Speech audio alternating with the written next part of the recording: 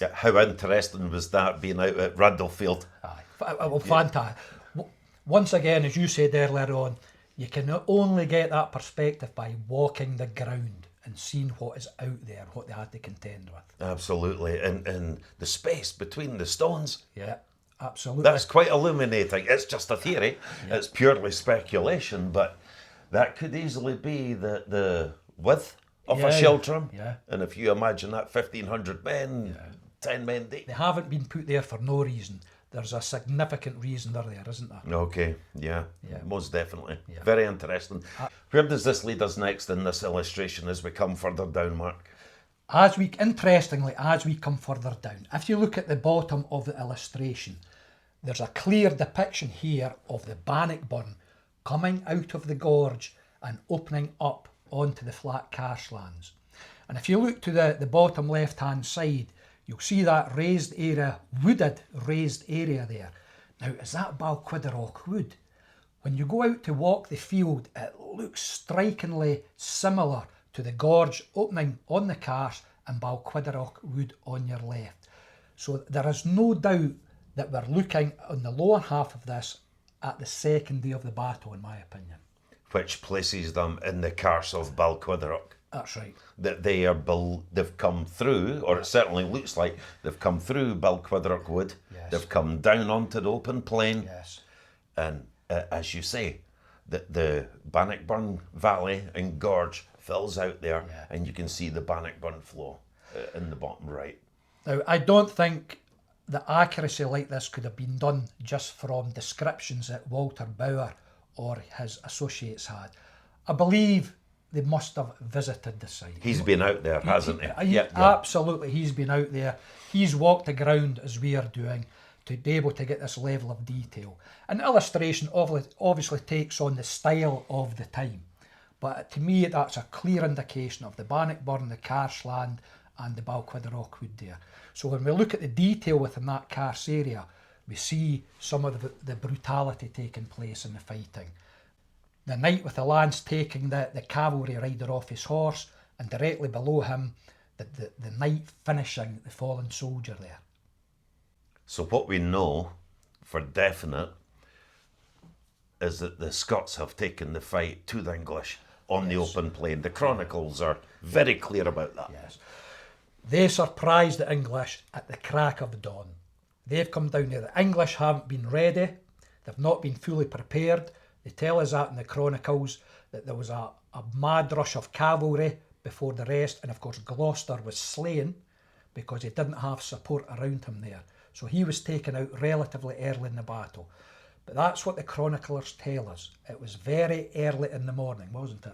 Some of them were actually up. It's extremely early in the morning, yes. But we know they were having arguments up in the knoll where King Edward was camped. Yeah. Gloucester was arguing with him because he wanted the troops rested. That's right. But during this time, and we have to remember that Balquhiderock Woods, if you look at the old maps from General Roy, in comparison to the first OS 1860 maps, Balquhiderock Wood went right down to the kink in the Carse.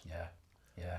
So Bruce and his army would have been protected visually from the backdrop of those woods. Yes. And while these arguments have been taking place, they have silently converged at the bottom of the plain, and they've made their way right up to the English camp lines. And it says they mounted in great alarm, didn't it?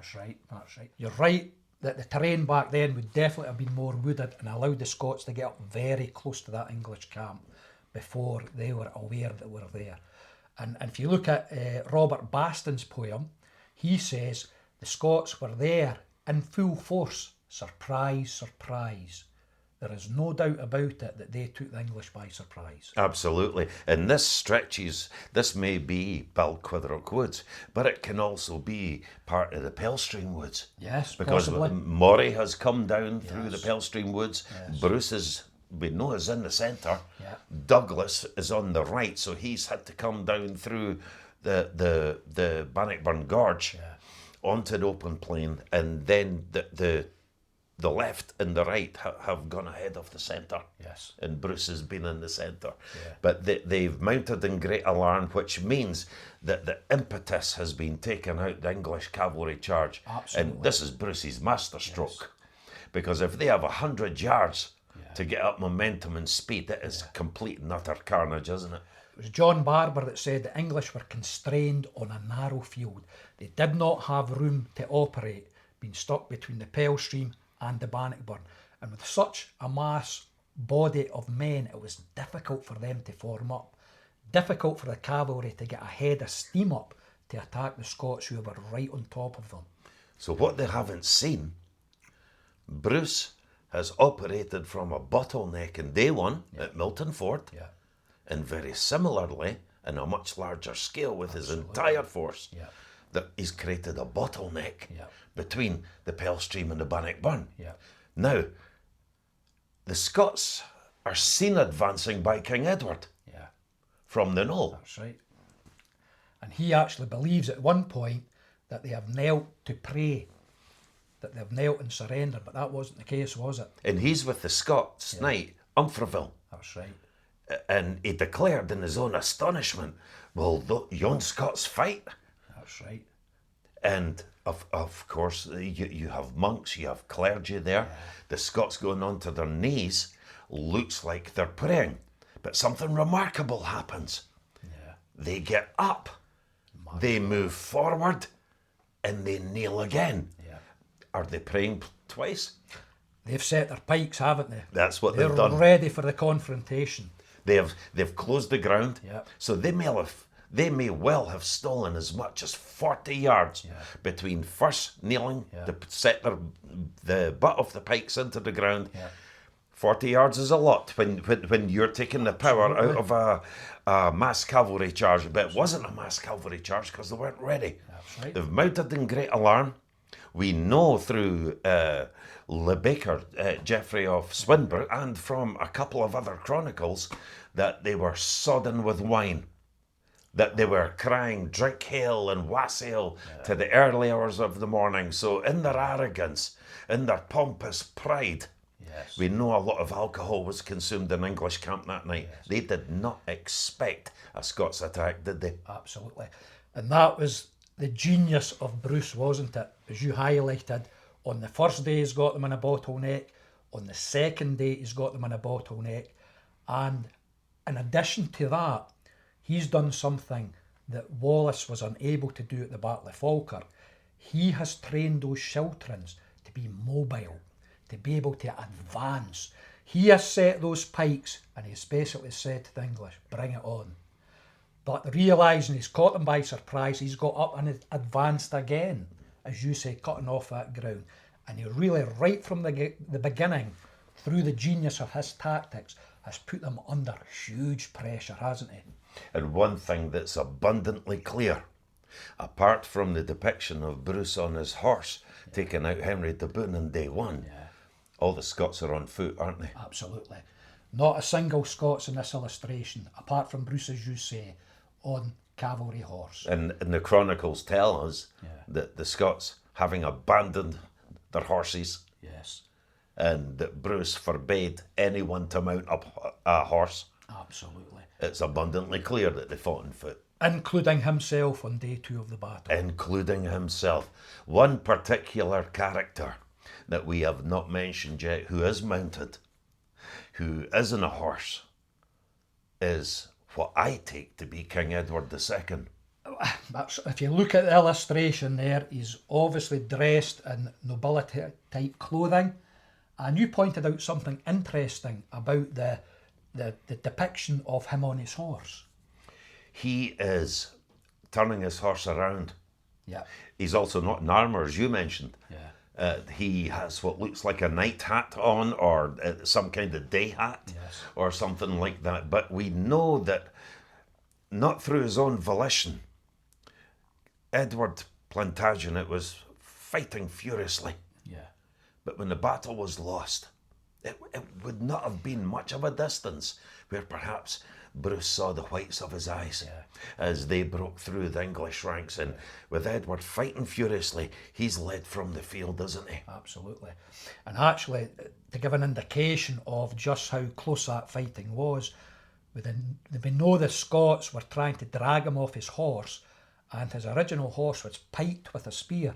He did actually have to change horses, didn't he? That's right. That's absolutely correct. As I suspect many of them did.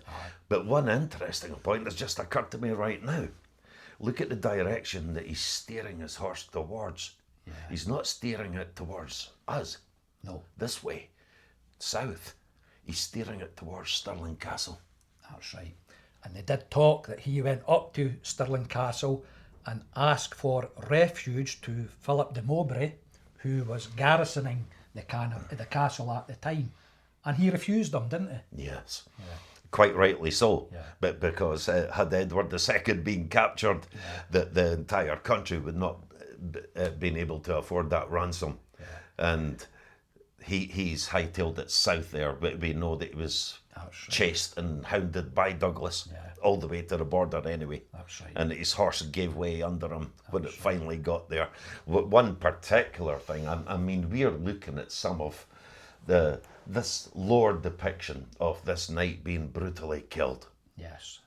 We know that many of the knights, Robert Clifford among them, who we know fought against Randolph on the first day, that he was killed. The son of John Comyn was killed. I think Pagan de Tiptoft was killed. That's right. Baston, I'm sure it is, that mentions one of the men that led King Edward II off the field was the mercenary Giles d'Argentan. That's right. And this is a man that fascinates me no end. Obviously a highly decorated knight and a sheer assassin. He's led him off the field and he's left him with a remark. I'm not accustomed to run. That's correct. And he has gone back into the battle, hasn't he? Yeah. And he was killed. He was killed outright. Most likely, he's rode into a forest of spears. They talk about over 200 pairs of spurs were taken, so this was high-level knights that included the Argentans of the world. This was the nobility, the cream of the English cavalry, wasn't it? Yeah. Absolutely destroyed. Men, Bannockburn. we often don't think so much. We think about people that are killed, but when you look at someone like, say, King Edward, to lose a good man is one thing. A good man he may be a good man in terms of being a warrior, his martial skills. He may be a good man as in being a brilliant tactician, a great advisor. To lose a good man is losing part of your effectiveness as an army. To lose them in hundreds. Devastating. It's not just a battle lost. And the cost alone, I mean, the cost to train and kit out a knight, a cavalry horse, equivalent today would be well into the hundreds of thousands, wouldn't it? Absolutely. I've got no doubt that some of these knights would have been ready. But it's obvious that a large part of them were not ready. Absolutely. As you mentioned, Edward does not look like he's in armour.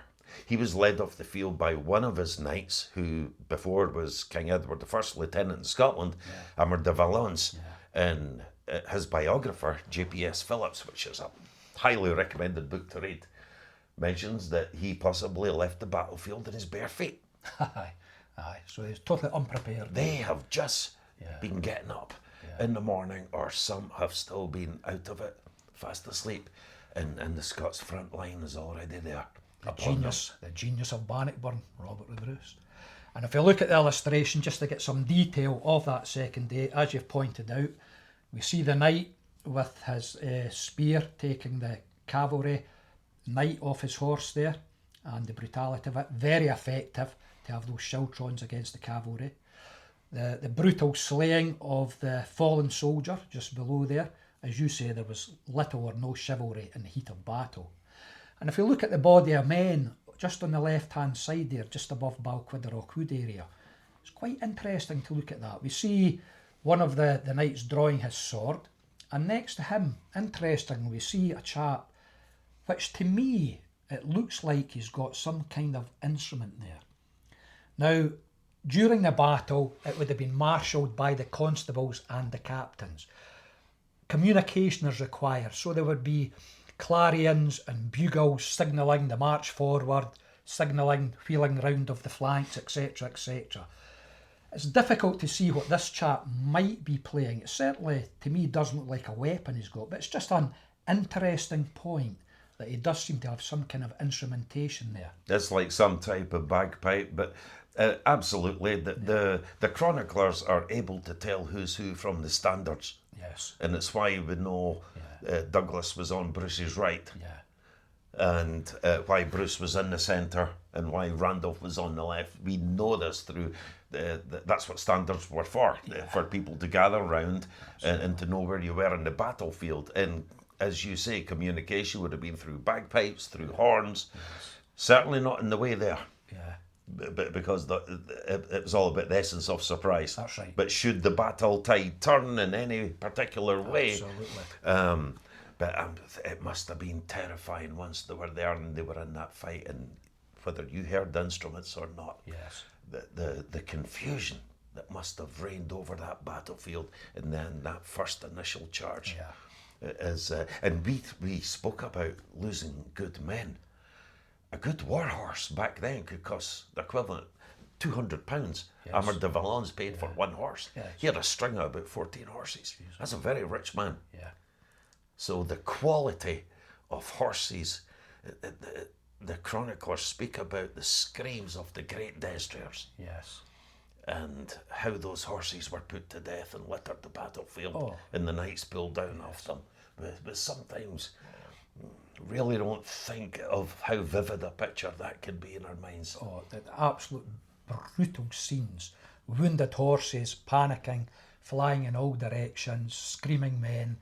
Yeah, it's hard for us to comprehend the horrificness of that battle, isn't it? And by medieval standards, I mean, the last time the Scots faced England in an open battle was 16 years earlier at the Battle of Falkirk, where we were absolutely annihilated. Why would they expect Any different? Bruce to take the fight to them?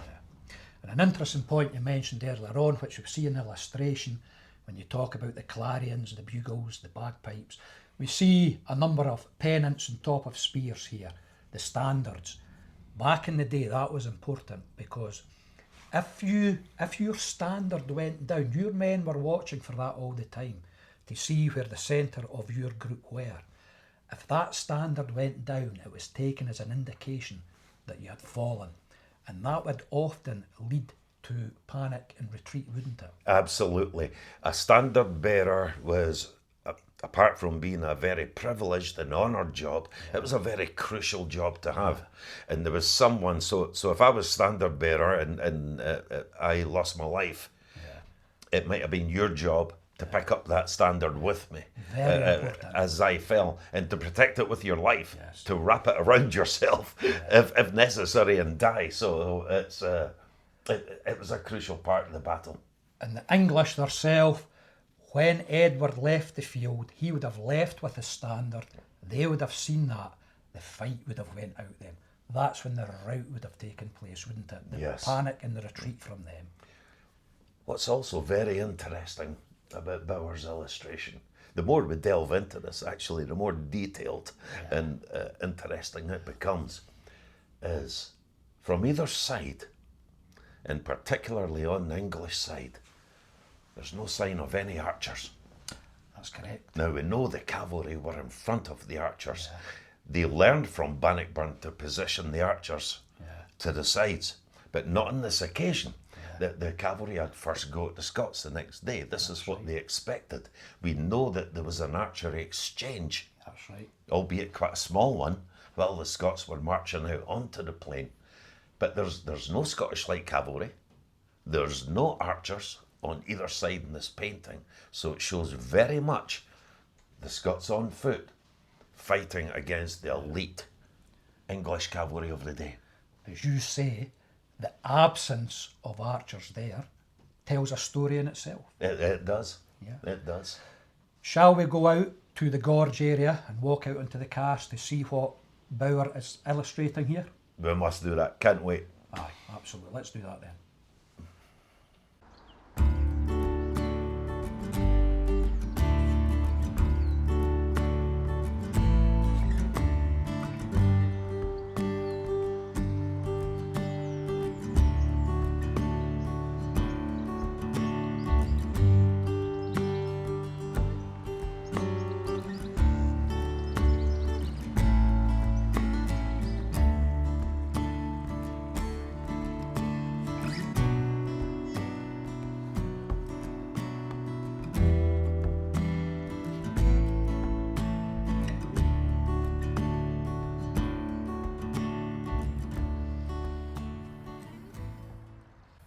So Max, we've followed Bauer's illustration and we've come down onto the Carse land where the Bannockburn exit into the flat Carse. So shall we take a wee walk over and discuss what Bauer shows in his illustration? This is a great bit of ground here, Mark.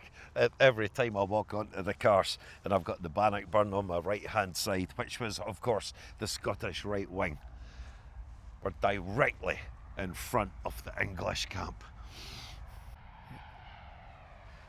Now that's the area on the wooded knoll, the old Paul Mace pit. That's where Edward would have camped. That's where his centre would be, isn't it? What you would see directly in front of you here, apart from a skirmish line of archers to protect everyone, are this mass, 2,000 to 3,000 of heavy cavalry under squires. They would occupy this foreground right in front of you here. And what a massive camp. The camp is stretched right round to the left and to the right of the knoll.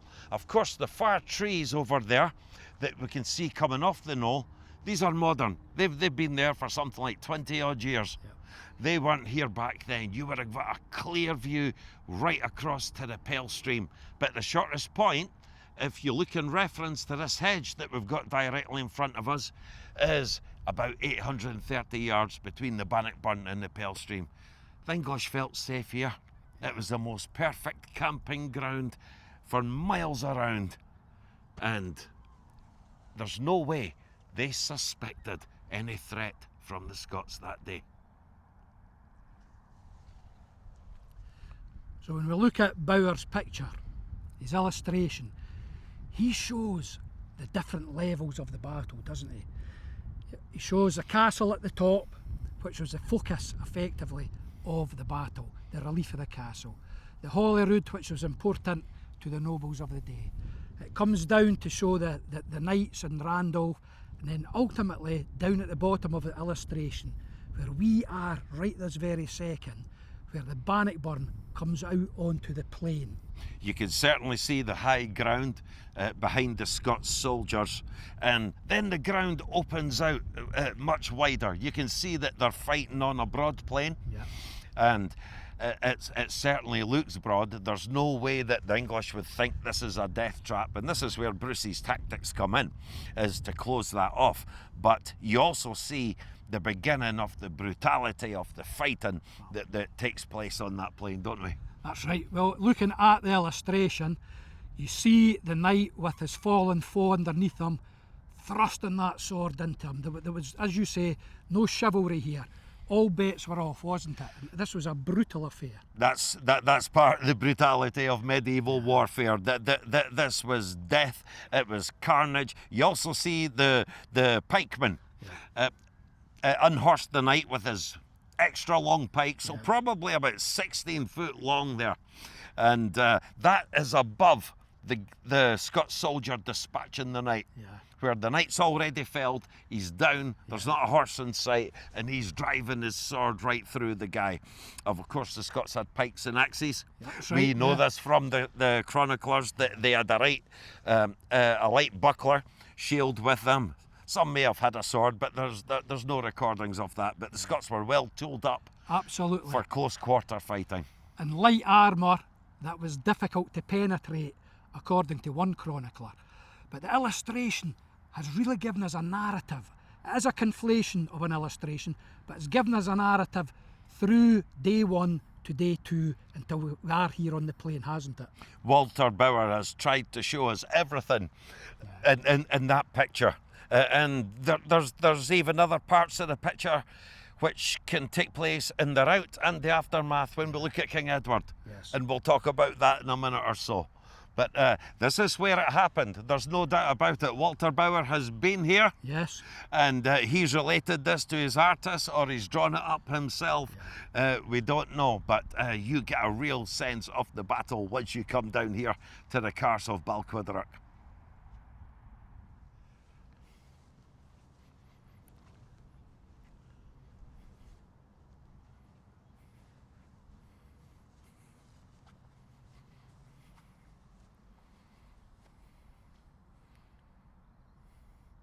So here we are, right in the midst of the English camp.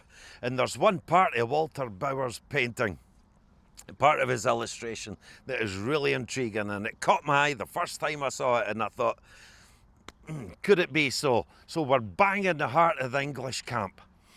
If we look over there, roughly where that hedge is, that may have been, it was certainly close to where the Scottish pike lines would have been. So they have marched right up close. 1 yard is 3 feet. It could have been as close as 5 yards, 15 feet. It might have been more, but not much more, because the whole thing is that he takes the impetus out of the power of the heavy cavalry charge. We reckon that if the heavy cavalry get around 100 yards of charge, they can build up to roughly a maximum speed of 20 miles an hour. Bruce wants to greatly reduce that, hence his pikemen get as close as possible to the English camp.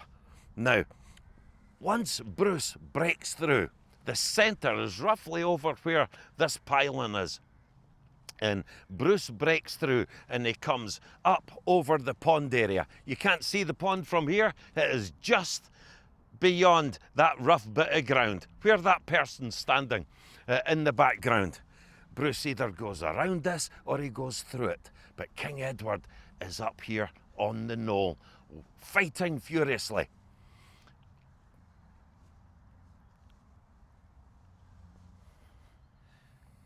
So, Max, we've got the knoll behind us. Edward was on this knoll, but the Scots were pressing right on top of him, weren't they? They're breaking through the English ranks.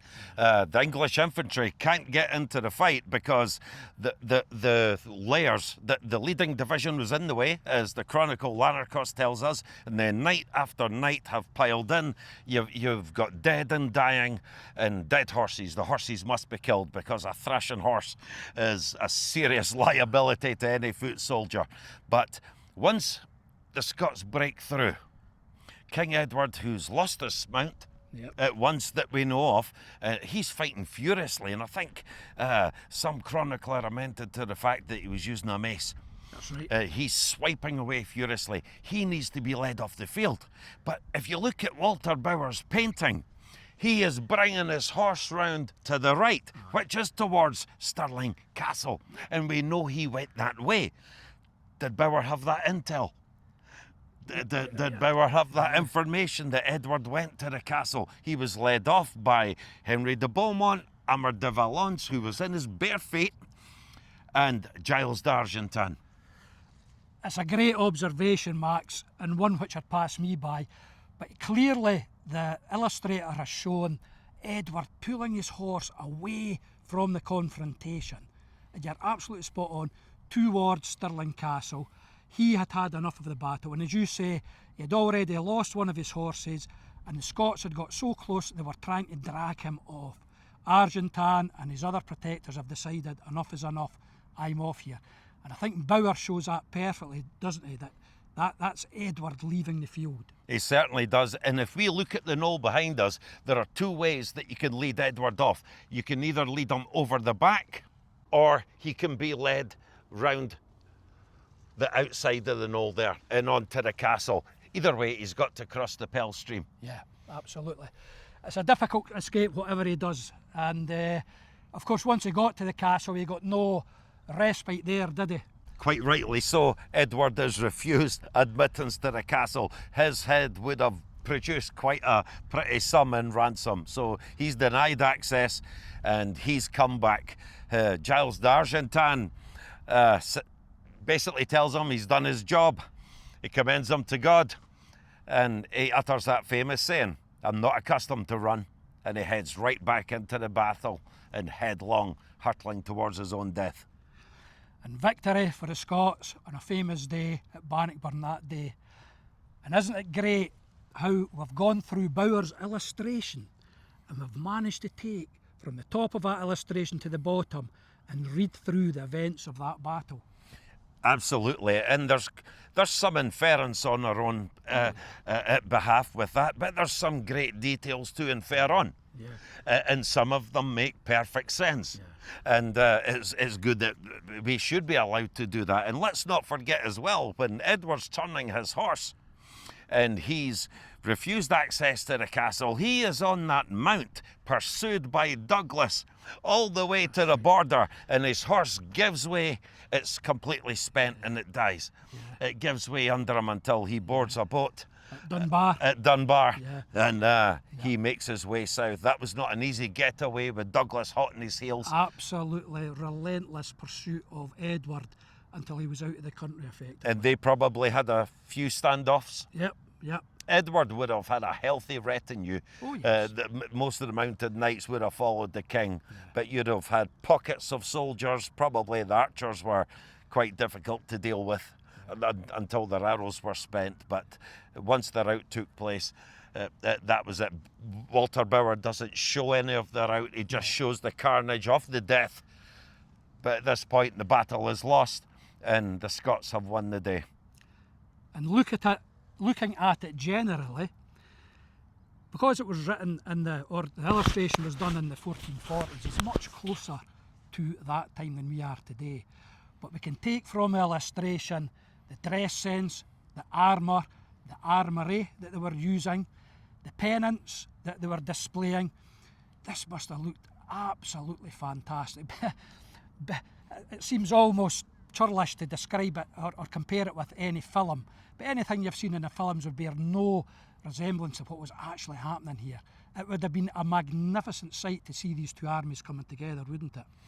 Indeed it would, and the English army never expected to come together. No, they did not. They were down here completely relaxed in this camping place, and this is part of Robert the Bruce's genius and the genius of his commanders as well, because the genius would have been centred around his war council. He had great soldiers, he had great commanders, he had a brilliant team, and I think the arrogance of the English was part of their downfall, which the English chronicles allude to, that they were drunk and vomiting up their wine. Certainly not all of them, but enough of them to make that statement that they were crying, "Drink hail and wassail." And why should they be afraid? Any time they met the Scots in mass battle, they've completely demolished them. Their reputation as the best army in Christendom is always intact. Which puts into perspective Bruce's victory here there. He really was, as you say, the genius of Bannockburn, wasn't he? I would love to have been privy to the stories told between 1314 and Walter Bauer's illustration. He's obviously collected many stories and putting together the Scottish Chronicon, but it's many stories that are lost now, but we've walked a fair part of the ground today, which is the best part. We've got a good visual image in our minds of what may have happened and how it may have unfolded, but this is a sacred area, and at the end of the day we do this to do our part for preserving the battlefield. Absolutely. Nothing's more important than that. So thank you to Walter Bauer for taking the time all those many years ago for doing your illustration, which we've had great fun following through from beginning to end as we are here on the Carse today. It's been a fantastic experience.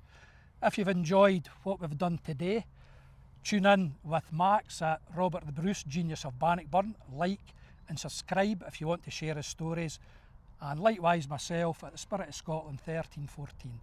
It's been a pleasure doing this for you, and I hope you'll come back for more. So until then, bye for now.